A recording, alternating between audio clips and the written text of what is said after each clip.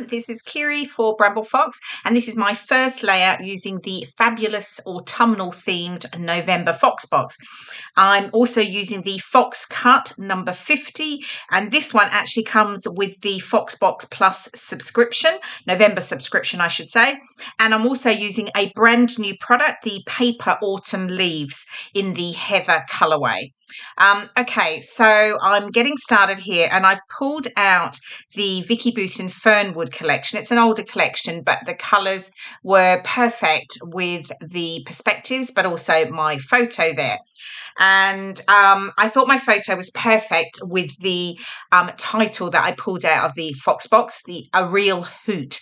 So I had this sort of fun photo. It's been printed for a while actually, and it was with myself and my husband with our friends earlier this year actually, just out for dinner at a local pub. So, and it was just a fun photo. So I thought it was perfect with the perspective, A Real Hoot, and I've paired that with the two cute little owls as well from the Fox box.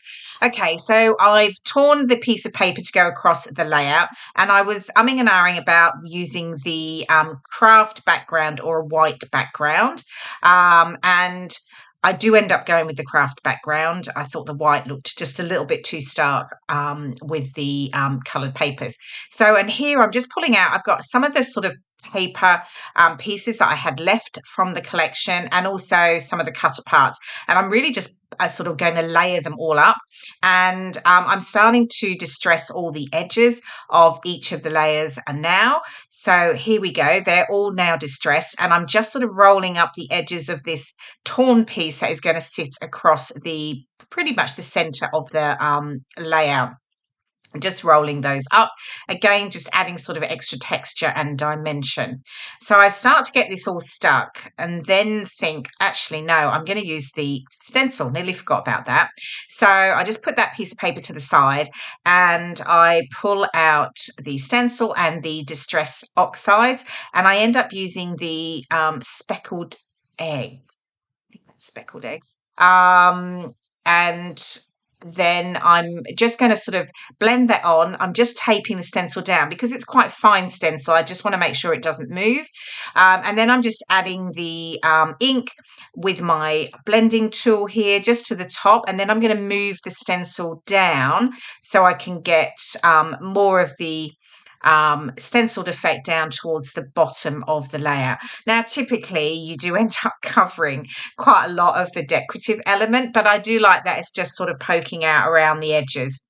I'm just working out here whether I can add a little bit more to the top, but I just can't do that. So I actually just soften the edges with some more of the ink. Just wanted to extend it just a little more than it already was. And then I decide I'm just going to add some splatters again, just watered down some of the ink, and add that all around the already stenciled area there. And then I'll just let that dry.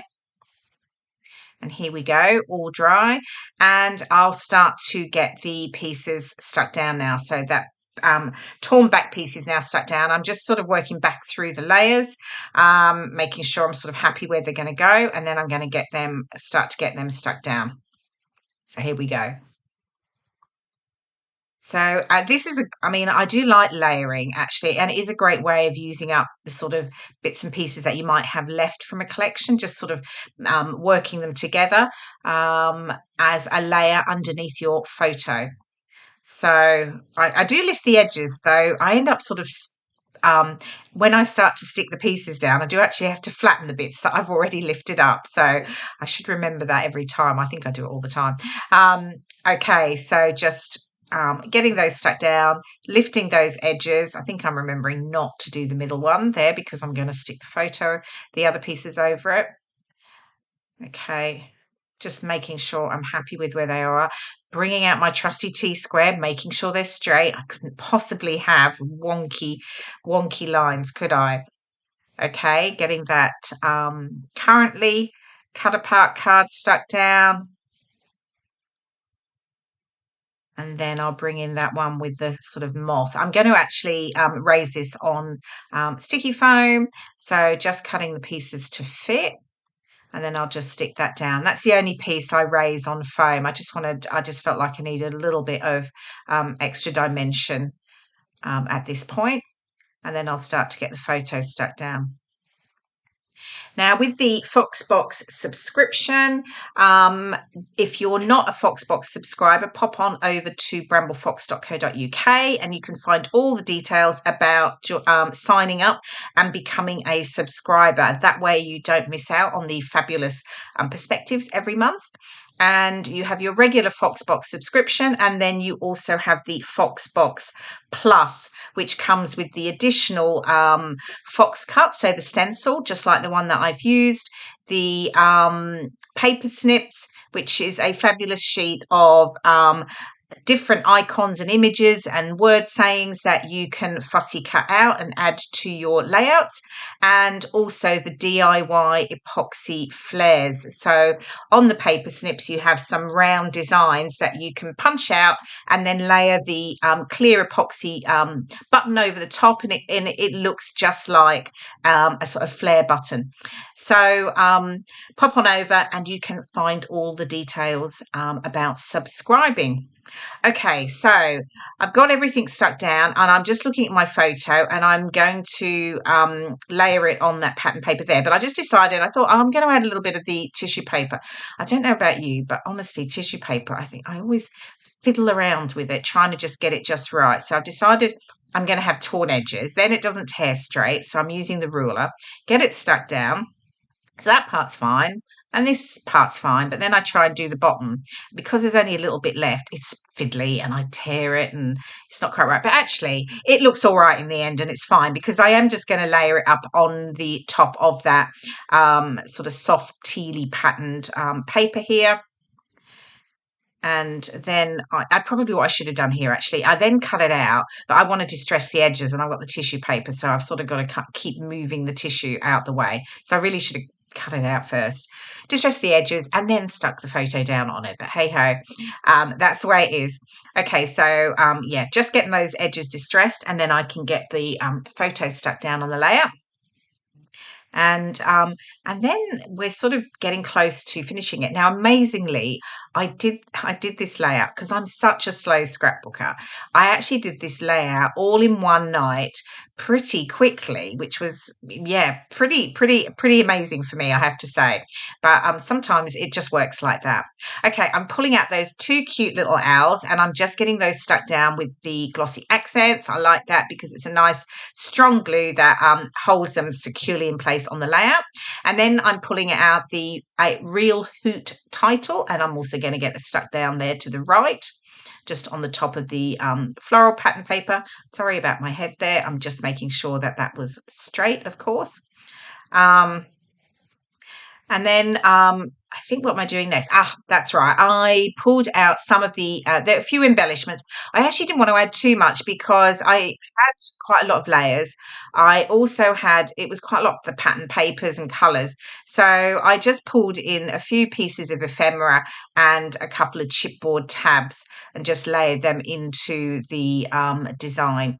So I had a couple of little word sayings there, loving every minute. And then I'm just getting this semicircular one in there, which keeps popping under and just hiding the word now, but I think I've got it right there. And then this bottom one was the loving every minute. And then I add a tab to the top. One's just a sort of script tab that I'm popping in now. And then the other one is has yes, please on it. And then I think I'm pretty much done in regards to adding ephemera and chipboard pieces. But I just felt like, I'm just playing around here. There's a couple more words here, but I don't actually add them in the end. And then I just decided that I'm going to pull out those lovely new autumn leaves in the paper. They're like a paper, but actually they almost look sort of suede-y, like they're really lovely.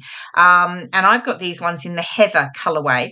So I'm just pulling out a few of those, and I'm just adding pairs of them in a few places around the layout, just to the right there, and then at the bottom and the top of the layout. The colours, I think I've used this sort of like a soft sort of very soft mauvey pink, and then the sort of sort of camel colour over to the right. So I'm just sticking those down with some glossy accents, just making them sure they're secure. And then I decided I wanted just to add a little bit of gold to the layout, just to give it a little bit of sparkle. And I've got these gold flat back pearls that I'm just sticking around the layout here. I'm not going to make you watch all of the sticking down because it takes a little while.